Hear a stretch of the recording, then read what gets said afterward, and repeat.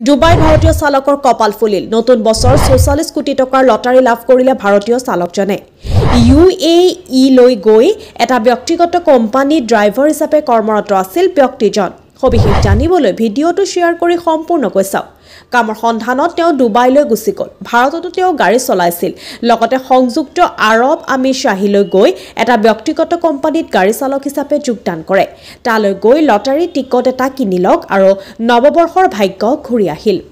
মুনৱাৰ ফয়ৰুজ নামৰ ব্যক্তিজনে UAEৰ মুদ্ৰাত 2 কোটি দৰমহা বা ভাৰতীয় মুদ্ৰাত 44 কোটি টকা লাভ কৰে এই খবৰটো ডুবাইৰ এখন কাকততো প্ৰকাশ পাইছিল ইফালে লটাৰী জিকিবলৈ তেওঁ মৃত্যু হোৱা নাই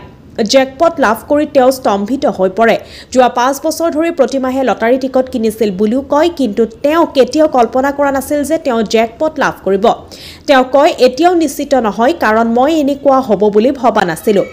মই এতিয়াও থতমত খাইছো আৰু মোৰ বিকল্পৰ বিষয়ে চিন্তা কৰিবলৈ কিছু সময় উলিয়াব লাগিব কিন্তু জেকপট জয় কৰাৰ বাবে তেওঁ গুটে 44 কোটি টকা নাপাব ডুবাই নিয়ম অনুসৰি তেওঁ কৰ দিব লাগিব ইয়াৰ উপৰিও বহু অংশীদাৰ আছে মুনৱাৰকে ধৰি মুঠ 10 জন লোকে জেকপট লাভ কৰিছিল মুনৱাৰৰ লগতে হুতেশ কুমাৰ নামৰ এজন ভাৰতীয় জেকপট লাভ কৰিছিল কেইমাহমানৰ পূৰ্বে এজন বাংলাদেশী মটৰচাইকেল আৰোহীয়ে 3 কোটি টকাৰ লটাৰী লাভ কৰিছিল ইয়াৰ পূৰ্বে বাংলাদেশী চালক মহম্মদে লাভ কৰিছিল 3 কোটি টকা